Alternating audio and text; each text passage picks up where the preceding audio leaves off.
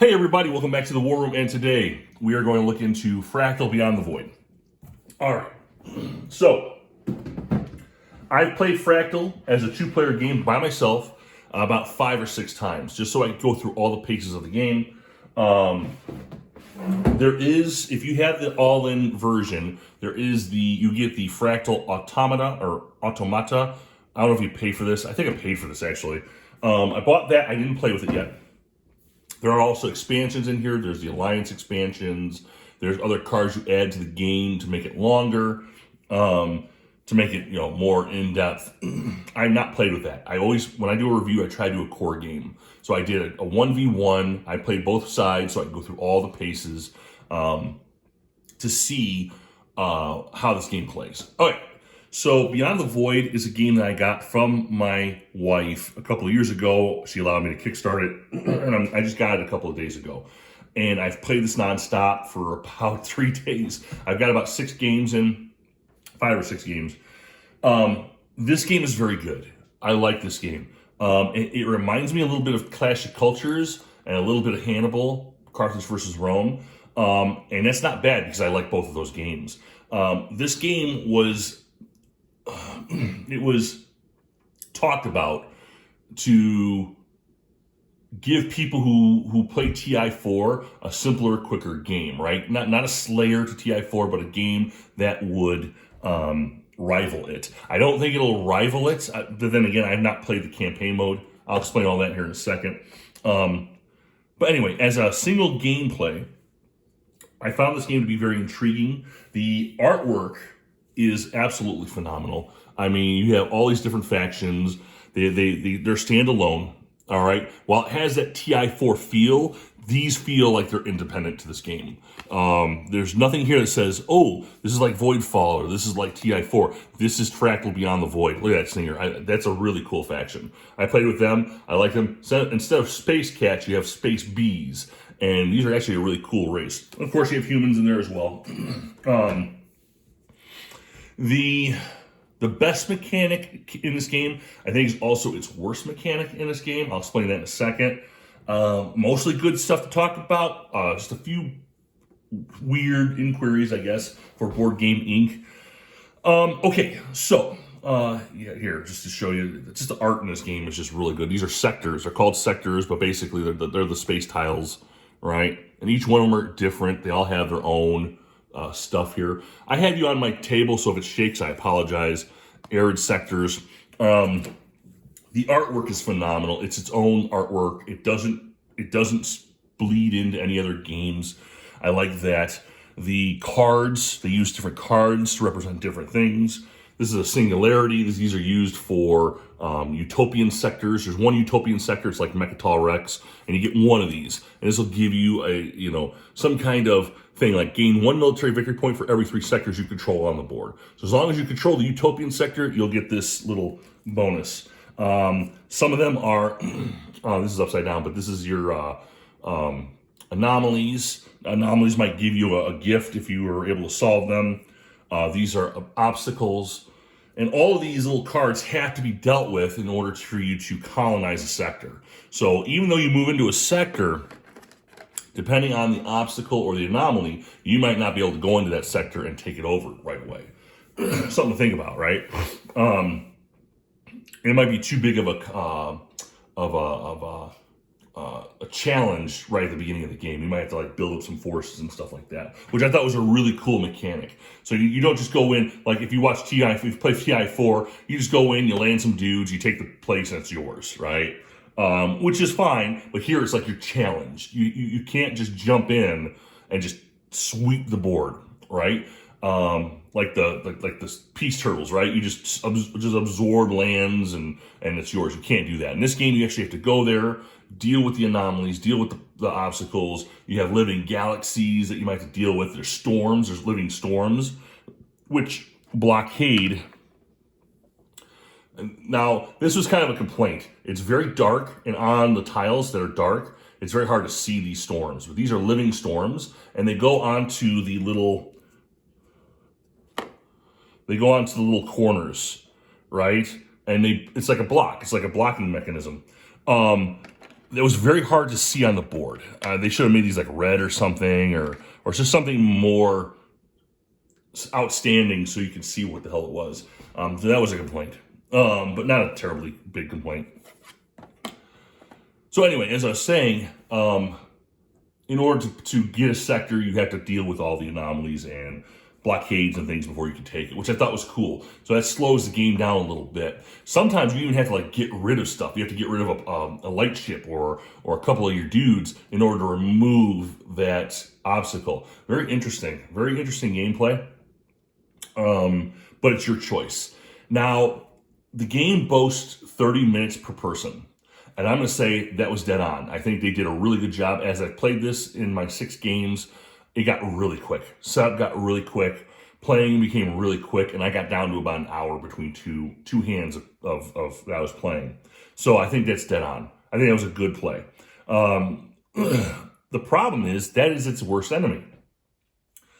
If I'm playing just a regular game, let's say if I'm playing against my son, right? We're just playing a game, right? There's technologies that you can research, right? And there's things you can do, right? However, you don't have a lot of time. Here, let me show you. In the game, you have this little guy here, and there's the victory card sits in the middle there. It shows you what points you have. But these are your cycles. Okay, you get 2 cycles in the beginning in the Genesis section. Then you get a transition. Okay, I'm trying to get the glare out of there. And then you get 2 more cycles and then a final transition. And that's it, you're done. So basically 4 rounds, that's it. Now, for some people, 4 rounds could be a lot. Not really. You get a player board, right? And down here are all your actions. You get these little sliders. And as you do the actions, all right, you do your actions, and then you do 2 actions, you give it to the next person. They do 2 actions, right? And most of your actions are at a cost. You have to pay money or a credit to do these actions. And once you pay that credit, you'll get that action again next turn. You can only do 1 action per turn, right? And you go back and forth. You might go back several times. And then, if anything, if you don't have any more money or you don't want to spend money, you can deplete it, where you flip it over and that action's now red. And now you no longer have that. You have to pay influence at the end of a cycle to replace that red so you can use the action again. I know it's a little hard to understand, but basically you have to pay for your actions. Otherwise, you deplete them where you can't use them again until you pay influence, which is a lot more. I don't know if this is harder to come by. I think actually credits were more harder to come by, which is kind of weird. But yeah, influence replaces the depletions so you can use them again. And credit is what you use to do regular actions throughout the game. But the point I'm trying to make is, not getting too confusing here, is that those actions go by quick, right? And once you're done with all those actions, that's the end of the cycle. If he's done all his actions, and I've done all my actions, and you've played your action cards, then you're done with the cycle. And then you're moving on to the next cycle. Then before you know it, you're doing the transition, and then you're doing some more stuff. I've never had a chance to get to 7, or the 7 payment technology. There's technology. Let me show you what I'm talking about here. I'm rambling here. I apologize. Let me grab a couple cards here. All right, here we go. All right, here we go. So these are civic technologies. These are going to give you certain things as you buy them. You do research, and you place a research token on one of these cards if they're showing. There's only 3 in a 2-player game that are showing. Now, each pile will have a 1 or a 2 card. Underneath it, we'll have a 3 and a 5. And then underneath that is a 7. So you can't even get to the 7 until the 3 and the 1, the 2, the 3, and the 5 are gone. So that's just 3 cards. Doesn't sound like a lot. But 7 science points, I don't know how the hell you're going to get that. At least not in a regular singular 2-player game. I don't see it. Maybe in the campaign you'll have a chance to get that stuff. But for me, I couldn't even get to it. I tried. I couldn't get to it. Maybe I wasn't playing it right, which is possible. Maybe I wasn't playing it right, or maybe I missed something. There are ways to get more science tokens. There's ways to I mean, if you put science colonies down, you'll open up ways to get more science tokens and things like that. And you place them on the card when you research. And then if you match the number, you take back your tokens, you take the card, and that card helps you out. And that card the technologies are really good in this game, and I like technology games like that. But I just felt like I was kind of hindered. I was really having to fight hard just to get technology. Which is kind of a good thing too, because then you don't have 50,000 technologies where you're doing analysis paralysis, things like that. But the important thing about the technology was they can improve your battle cards. You have a battle deck of cards. Excuse me. I'm not feeling my best here. Let me show you the battle cards. These are all elite cards, but you don't get the elite at the beginning, all right? I'm just grabbing these to show you. But you get regular ones, all right? But there's an elite version, and you need technologies, in most cases, to upgrade. So you'll have an orbital assault that's not elite, but if you upgrade it, you'll get the elite added to your orbital assault. Or you'll take out the old orbital assault and put this in there. And that's going to give you things, all right? And the battle in this game was actually really cool. I liked it. So whenever you're in a sector with another person at the end of your cycle, you go into a conflict phase, all right? And he gets his deck of cards, you get your deck of cards, and you play your deck of cards. You play a card at a time, all right? And each card has a composition. All right, here, let me get this in here. There's a composition of troops. You have to match that composition in order to use the card. So in this case, you need 1 or 2 light ships. If I have 1 light ship, I can do 1 direct fire. If I have 2, I can do 2 direct fire. As an example, all right? Those are 2 hits that I decide who's going to take the hit on.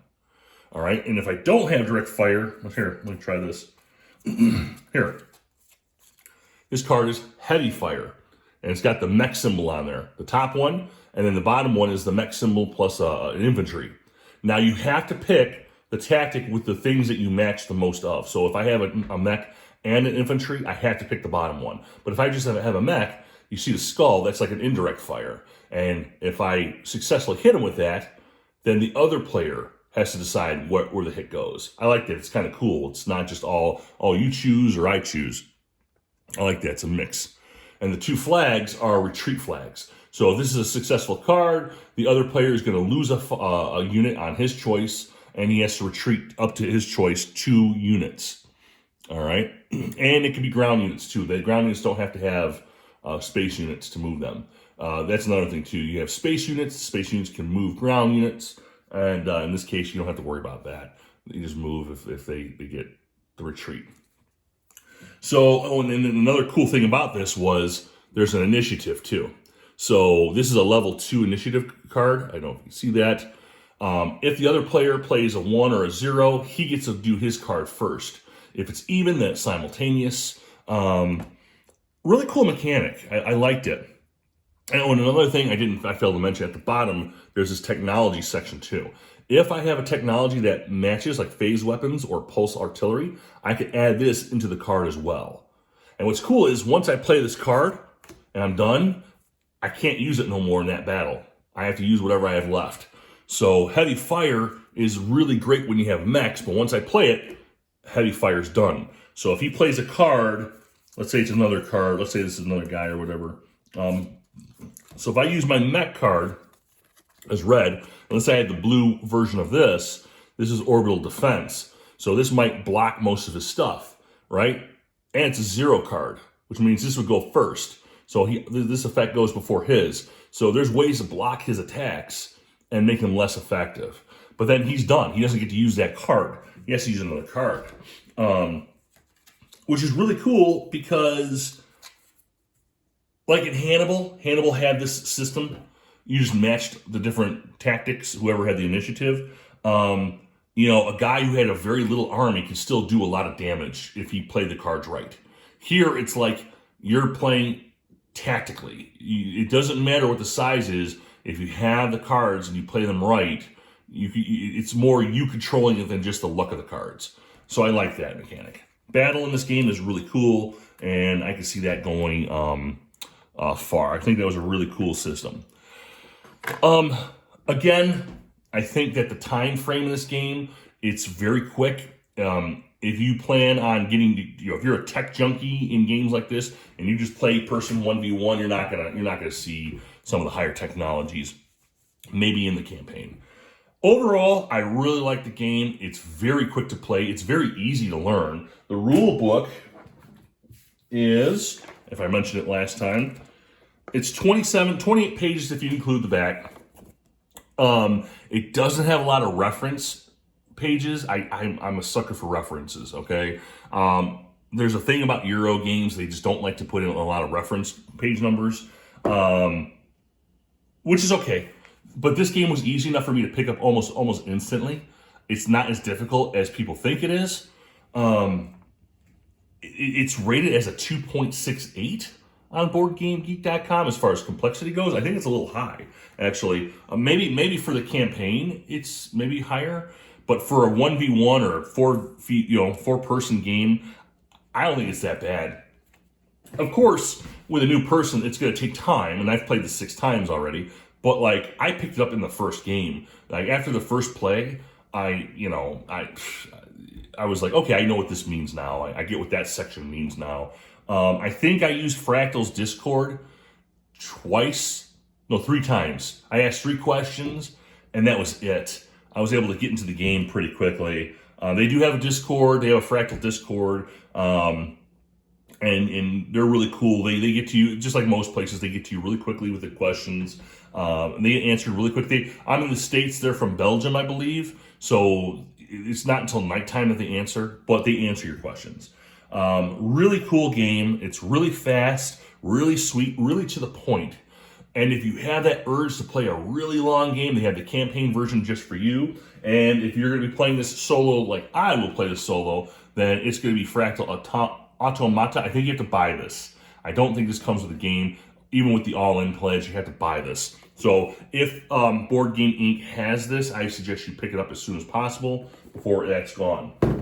I had the metal coins. So here, for example, the metal coins, they're not money, but like here, this is the first player token. It's just cardboard, and this is the coin version, which is much nicer in my opinion. It's just nicer, it's shinier, okay? Cool little mechanic there too. So if you're the first player, there's 2 sides to that coin. One side is the first player icon, which is like this little square, like it looks like it's on fire a little bit. And on the other side, it's called the Watcher icon. And so whoever passes first in the game gets that token on the Watcher side. And they're the Watcher now. And because they passed first, they have to give that coin to someone. So I believe that's how it works. They give it to someone. It can't be themselves unless they have a specific card or ability, and then they give it to anybody they want. There is no going around the table. It could be whoever's got the Watcher. They decide who goes first. It just can't be themselves. A cool little mechanic. Kudos to BoardGameInc.com. The pieces look beautiful. The game is beautiful. The battle system is really cool. I liked it. The technology, I wish I could have seen more in a regular skirmish game, like a regular just, playing game. The game looks really cool. My son, my 10-year-old son, he already looked at it as like, yeah, I want to learn this game. And he's not usually like that. He likes other specific games. So right away, looking at it and seeing the pieces, he liked it. The pieces, again, they're beautiful. This is the warship, very nice, very unique to the game. There's your infantryman. You got to at least see the mech again. These mechs remind me of the Mad Cat Prime from BattleTech. So that was exciting. Really cool little system, and it's not overbearing. All right, guys, that's my review of Fractal Beyond the Void. Please like, subscribe, or tell me what you think. If I messed something up or if you've seen something, please cite your sources. Let me know what I messed up on so I can fix that maybe in another video. I don't think I missed anything. The game was pretty straightforward. I think I found this game to be pretty easy to learn. So if you are looking into it and you like short skirmish games or a game, from what I understand, the Automata is really good. It is a game-changing mechanic like most bots are, so it does change the rules a bit, so be prepared. Other than that, that's all I got. All right, guys, have a good one.